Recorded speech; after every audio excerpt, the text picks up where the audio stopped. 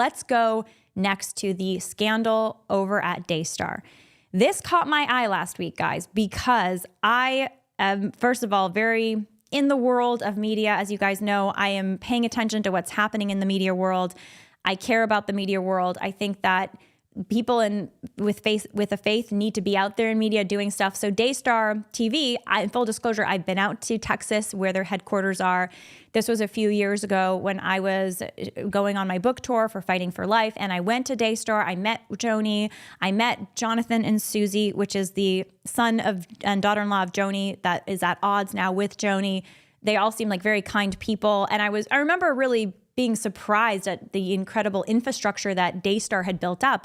There are some reports that this is a hundreds of millions of dollars worth company now that is broadcasting. I mean, it's an older media model, but it's broadcasting to many, many people. As you all know, EWTN helps sponsor the Lila Rose Show. EWTN is the largest religious broadcaster in the world. So I understand the value of these companies and these nonprofits to do this kind of work to reach people with media content that they believe in, the gospel, other things. So, of course, it's all the more heartbreaking when there is a scandal and when that scandal involves something as horrific as child sexual abuse, allegedly, as well as a family feud, which is looking like what is going on here. One other thing I need to say, too, though, is I came into learning about this via, news reports that kind of started circulating late last week, but with the eye of an investigative reporter, because I spent a decade investigating Planned Parenthood for child sexual abuse cover-up. I care a lot about the evil and exposing the evil of child sexual abuse cover-up. So when I saw this story, it caught my eye and I wanted to deep dive it because it was this cross-section of things that I care about: faith-based media, family working in faith-based media together, people that I've met before, and then, of course, the horrific allegations of child sexual abuse and the fact that it may have been covered up by an entity and groups that should have been protecting those children.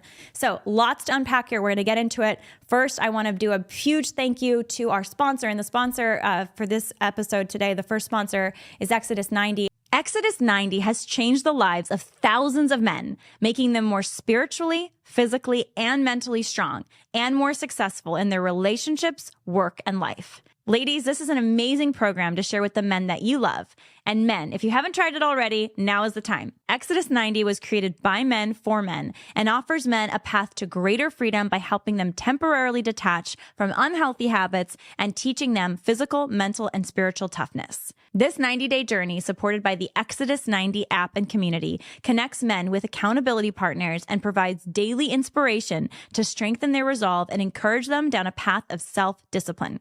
The results speak for themselves. 99% of men who make an exodus report a greater level of freedom than they've ever experienced before. For the men in our audience, I encourage you to join Exodus 90 with Monsignor James Che, the president of the University of Mary, who is the spiritual guide for Advent this year on the Exodus 90 app. Go to exodus90.com/Lila to learn more about Advent on the Exodus 90 app. That's exodus90.com/Lila to join men from around the world this Advent starting December 1st. Okay, so let's break down the story that is emerging from DayStar and from those that are, there was recently something called the Roy's Report, which is a investigative reporter who tries to look at the corruption that may exist in the faith-based world and try to expose different evils. And apparently Suzi and Jonathan Lamb, who worked for DayStar, Jonathan Lamb is the son of Joni Lamb, went to the Roy's Report with this story that the Roy's Report did their due diligence on it and decided that this was something that they wanted to cover. Julie Royce is the reporter and launched this bombshell report. I think it was just last week.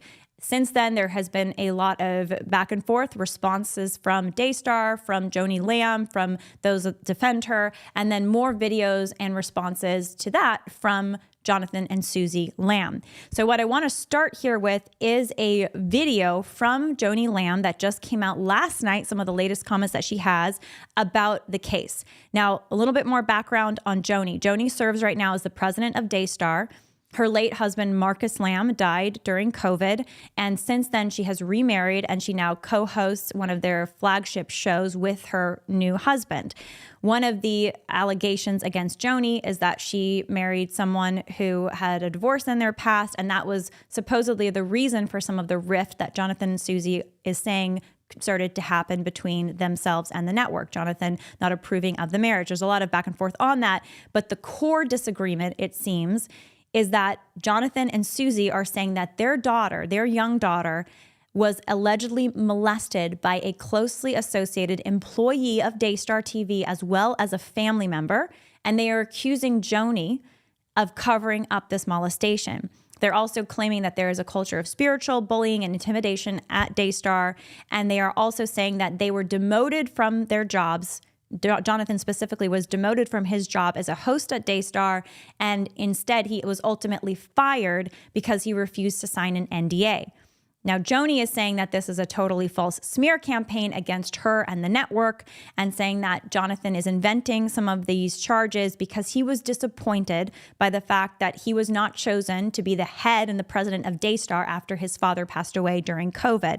And that Joni says that Jonathan is also disappointed about the marriage, her marriage to Doug, her new husband. So this is some of their fundamental disagreements. Let's take a listen to Joni's statement about why her son was fired from the network. Let's start there. There was another incident written about that was an incident that happened at our family retreat. This was in 2021. Okay. We were all staying in this house together, and again, we do that once a year.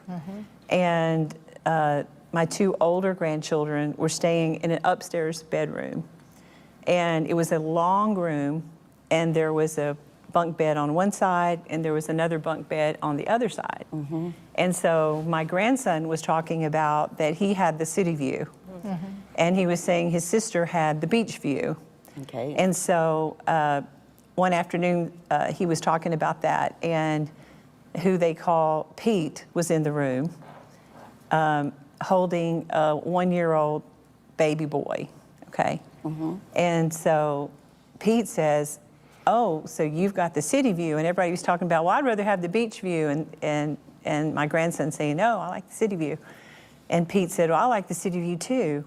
And so he said, I want to see your city view. So they went up the stairs. The grandson and Pete. Let's pause it really quick. I want to properly contextualize this. I'm sorry. So I said we were talking about why she fired Jonathan. This is actually more core, and so we're starting with this. We're playing the clip about Joni Lamb is explaining the core accusation that was made against this associated employee / family member that they're calling Pete, is that he was alone at the beach house in the room with the young daughter of Suzi and Jonathan. So they're claiming that this was part of what was covered up by Joni Lamb. Joni Lamb is here now explaining what actually happened in her view. This is what she's saying happened instead.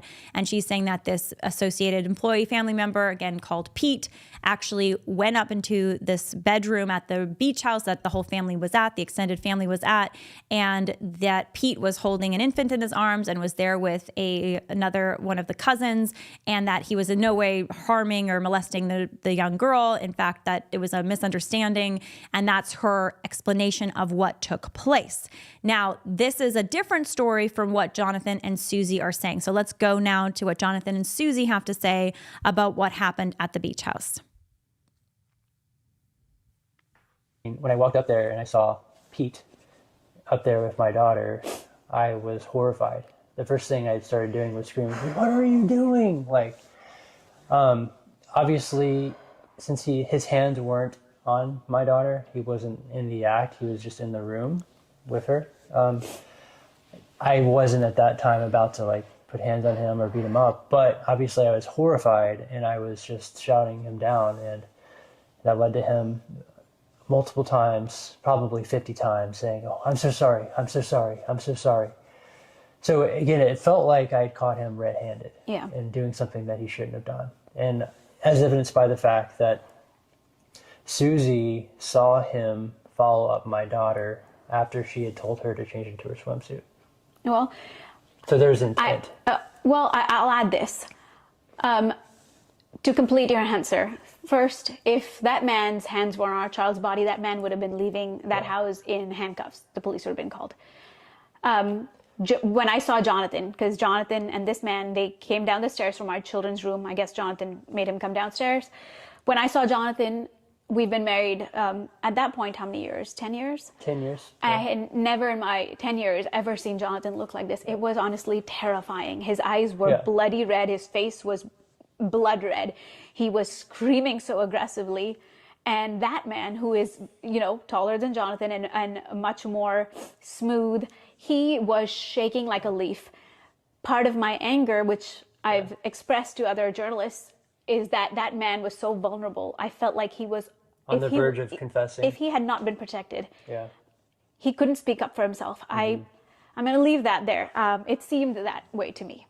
That's how it seemed All right. to me. So we can pause it here. They go on to obviously continue to share their side of the story. But if you go back now to Joni Lamb's clip, she's saying that the circumstances of what happened at this beach house, the date was August 2021. They have different versions of what happened, both Joni Lamb and Jonathan and Suzi. I think we'll probably be hearing from Jonathan and Suzi, I'm going to guess, in the coming days about a response to what Joni Lamb had to say just yesterday, claiming that there were other people in the room, that the man that was supposedly the molester was holding a baby, his own child, as well as up there with another cousin. Again, it's hard to know because the story is evolving right now, but here are some other facts that have emerged in the last week to be aware of. So there is also competing accounts of Jonathan's firing from DayStar. So as I said earlier, Jonathan had been working as a host at DayStar. His father passed away, Joni Lamb's husband. He was then co-hosting with Joni. She remarries. She gets a new co-host, Doug, her new husband, and now Jonathan ends up getting demoted. And one of the reasons that Jonathan was demoted was because he didn't like Joni's new arrangement with her new husband as the co-host and didn't want to be reading positive comments on air about this new husband. So let's take a listen to Joni's statement about why her son was fired and then Jonathan's statement about why he was fired. Let's start with Joni's.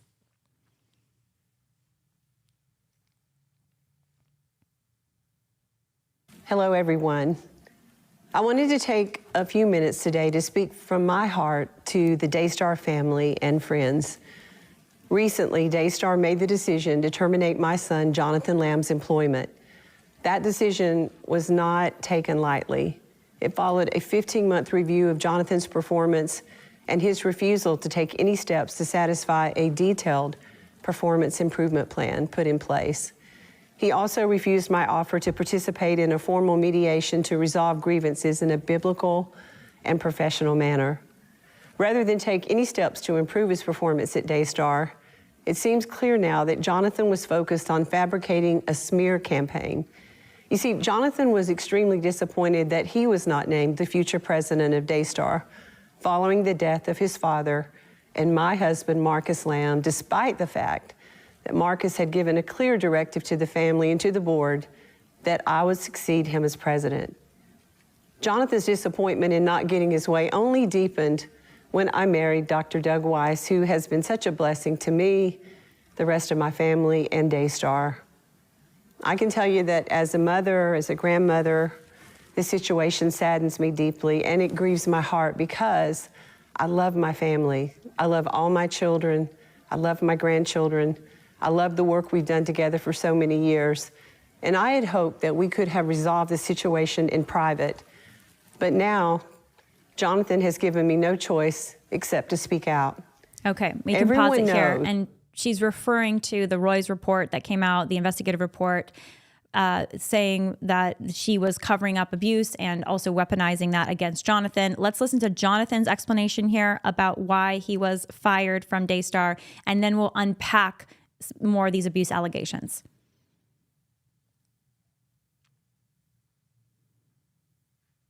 So Jonathan Lamb is the son of Joni Lamb. He's explaining here why he believes he was let go from DayStar. And this was just here in the last few months. But we've given over all of our evidence over to multiple reporters, including the police department. DayStar was contacted for a comment by the journalist Friday, November 15th, and then I was subsequently fired the following day, November 16th. Some scary things happened, being followed, private investigators, intimidation, threats. Even through all of that, things don't stop. So we felt like we had no other option but to reach out to a journalist. When you bring things to the light, things, get better. So that's what we did. Absolutely. And, I really felt from the Lord that even though a lot of wrong had been done to me, that I was to stand firm in the position that God had called me to and to not walk away. Right now, Suzi and I are at an undisclosed location because we simply do not feel safe at our home. Now, please know that not only has Julie Roys been given all of the evidence and is writing a story that will be out soon, multiple national reporters have been given all of the evidence as of this afternoon. They should be reporting some stories that will be out in the news very shortly. We never dreamed. We can pause it here. So they're saying there's more that's going to come. And again, my goal with this report right now on what is happening in the scandal brewing at DayStar is not necessarily to say we know what happened, because there's a lot of allegations, there's investigation that's ongoing, but to follow the story, because I do think it matters. This is, again, one of the largest religious broadcasting networks in the world. These are the top talent, the top leadership, and sexual abuse cover-up, sexual abuse is horrific and it matters. This is something that has plagued parts of the Catholic Church. It has plagued parts of the Protestant and evangelical world. It plagues our public and private school system in many ways right now. This matters, how we treat children and then how we deal with the failure to treat children properly, whether we hold people accountable or we cover it up. These things all matter. Here's the timeline as far as I know it from Julie Roys's investigative report, as well as some of the statements made from Joni Lamb and DayStar. And I think this is really where some of the details are still emerging, but some of the disagreements appear to be had between DayStar Joni Lamb and Suzi and Jonathan Lamb. So according to Suzi, and according to things that Suzi and her husband have said, Jonathan have said, in 2020, Pete, again, this is the pseudonym that's being used for this family member and employee of DayStar who is being accused of abusing the daughter of Jonathan and Suzi. Pete claimed that he told the parents of this young girl that she had walked in on him in the bathroom. So that already kind of flagged something for the mother at the point, because it's a little bit weird. Okay, my daughter saw this grown man who was undressed. This is, again, Suzi's recounting. Then just a few months later, the young girl reports to her mother, and again, just a very young girl reports to her mother effectively that she's being molested. And so the mother shares that at that point, she immediately thought it was the school. She didn't have a reason to think it was the family or anyone at DayStar. And so she immediately tries to go to the preschool, figure out what's going on. After that, there are other concerning episodes that Suzi reports about the daughter not feeling safe at going to DayStar. She would always take her children to the green room. They would be around the family. And suddenly this child became very terrified of DayStar, according to Suzi. Suzi also goes on to share that when this Pete, supposedly, again, the pseudonym, was with her children in the DayStar's green room, he had a lot of access to the children. So this is Suzi starting to put two and two together in her words. And apparently, Suzi says that she started to find Pete creepy because he had a lot of access to the children. He would want to be around the children a lot. And this started to concern Suzi. Later on, Suzi says that the brother and sister-in-law of Jonathan and her sister-in-law and her brother-in-law warned them. She uses the words, Jonathan and her says that they were warned about Pete. They claimed that they saw Pete inappropriately being affectionate with a child, being overly affectionate with a child. And then later on, Suzi says that Pete and his wife had their young daughter and her brother, their two young children, for a sleepover over at the house. She says after that sleepover, her daughter's behavior dramatically changed. So this was Suzi's timeline.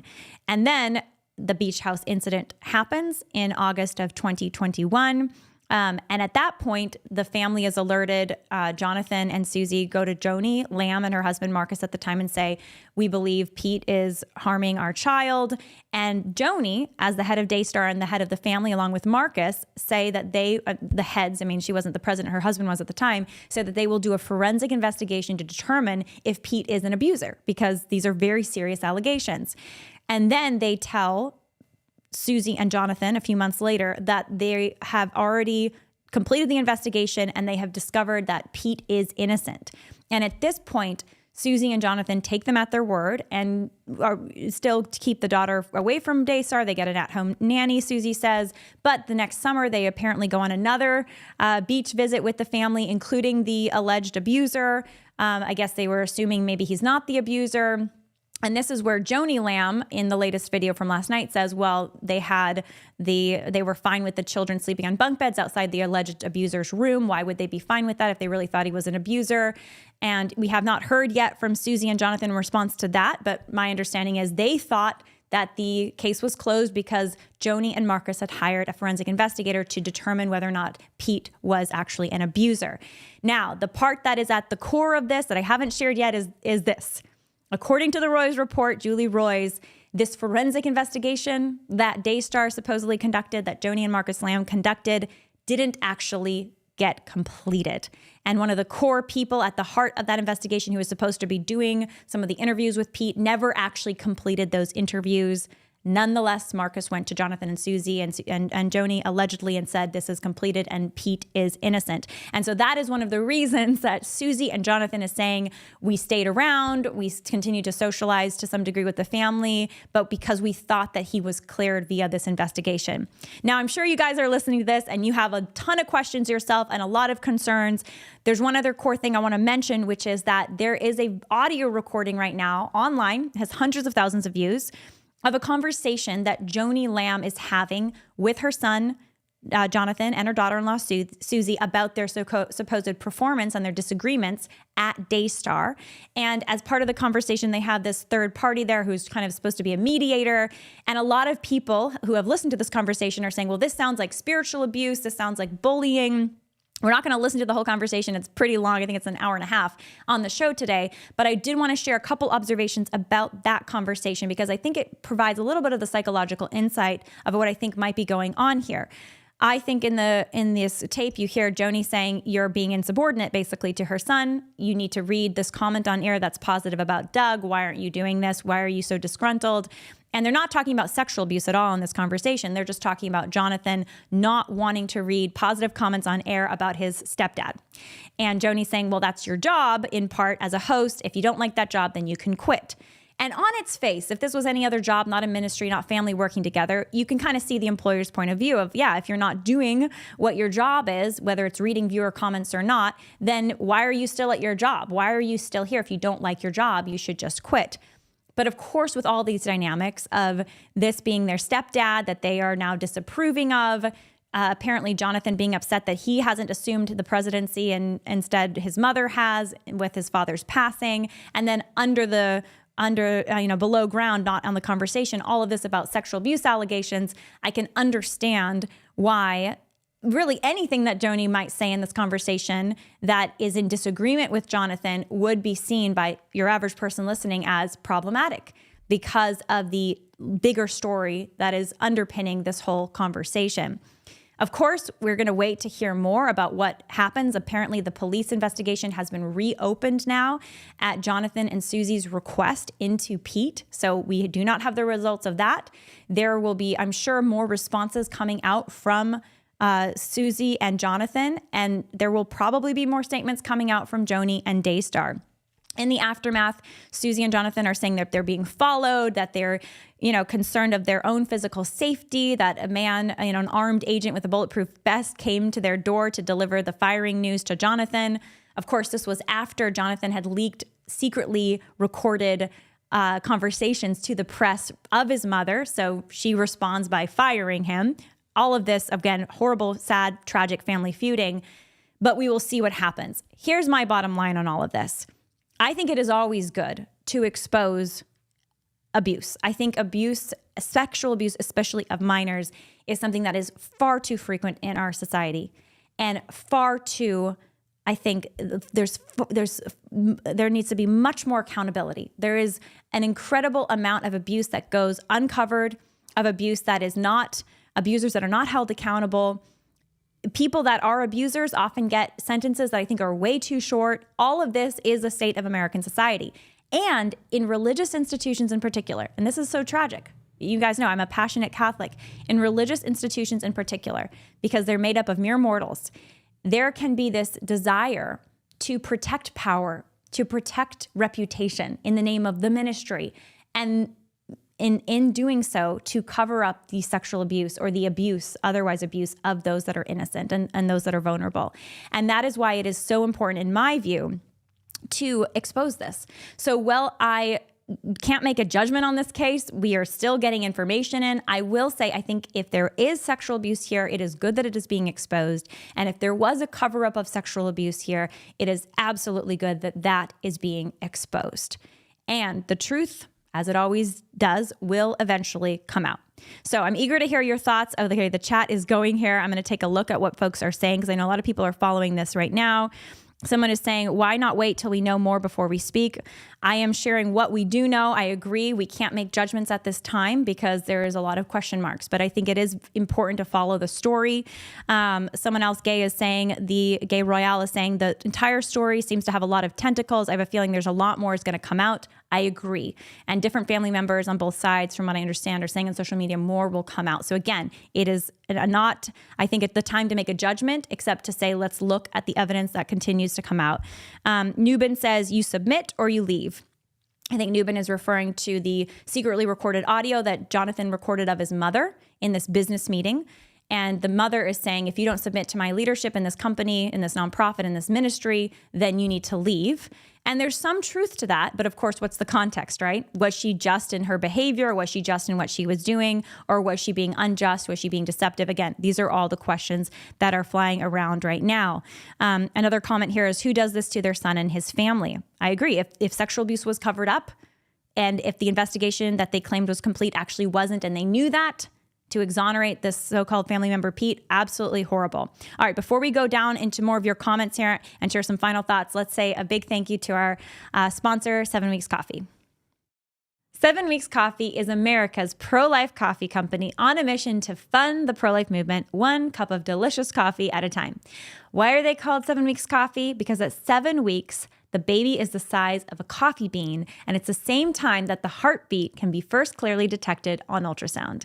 That's why 7 Weeks Coffee donates 10% of every sale to support pregnancy resource centers across the country. 7 Weeks Coffee is harvested from the top 1% to 2% of beans in the world. Their beans are mold-free, pesticide-free, shade-grown, and low-acid, and they're organically farmed. 7 Weeks Coffee truly checks all the boxes. And just in time for the holiday season, 7 Weeks Coffee is having their biggest promotion yet. You can enjoy exclusive discounts, free gifts with every order, and new limited edition coffees. And exclusively for my listeners, you can go to 7weekscoffee.com and use the code Lila for up to 25% off your order.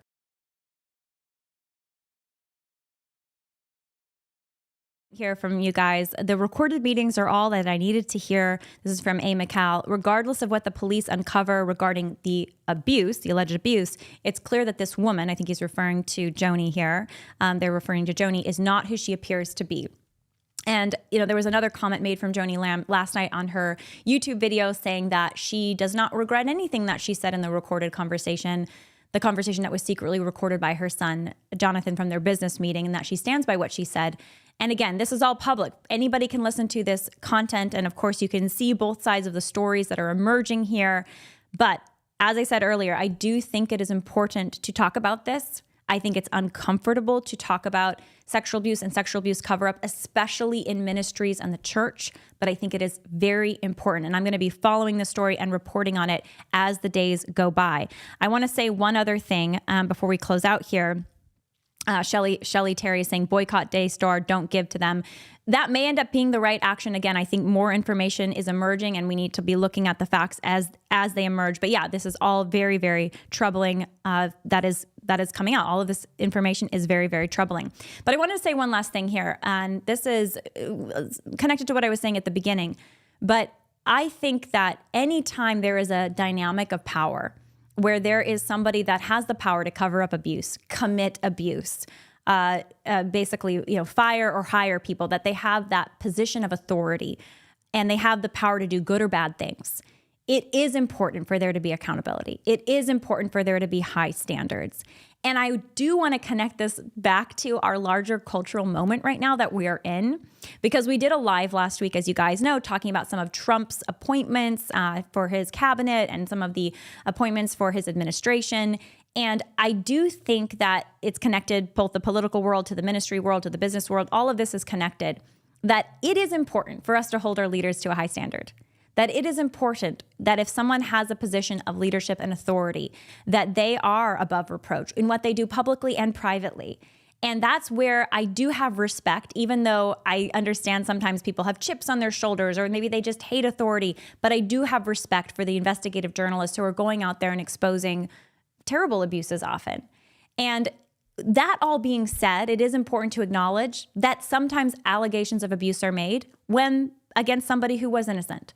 Sometimes somebody is accused of horrible, heinous things, and they didn't commit those things. And there can be a campaign against them because of jealousy or because of the hatred for what they stand for, or any other number of reasons to try to take them down. And so the big question with what's unfolding right now with DayStar is, which is it, right? Is this a campaign because Jonathan is mad that he didn't get the job and now he is bringing up this allegation and he's attacking the network because of that and his mother? Or is this that, yes, his precious daughter, human being, a child that deserves protection, didn't get the protection that she deserved. And it was covered up by the people who should have protected her, who then weaponized it in the end against the people that they should have cared for, their own family.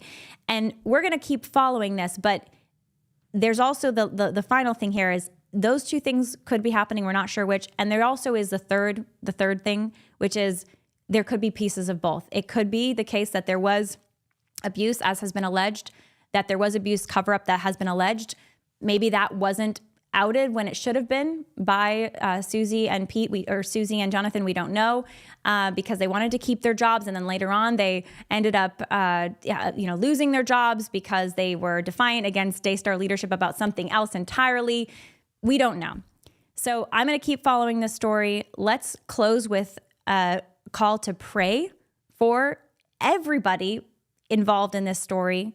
Let's pray for Jonathan and for his wife, Suzi, and their kids, for protection on them.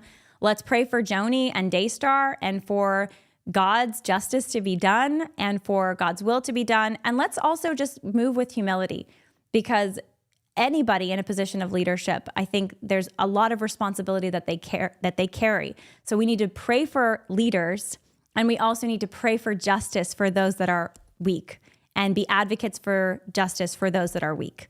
All right. Thank you guys so much for listening to this episode of the Lila Rose podcast, this live. We'll continue to follow this story, and I look forward to getting your thoughts. So feel free to leave a comment here. Let me know what else you think I should be covering too on the lives. We're going to continue to follow this one on DayStar as well as the Supreme Court case, and we will see you guys all next time.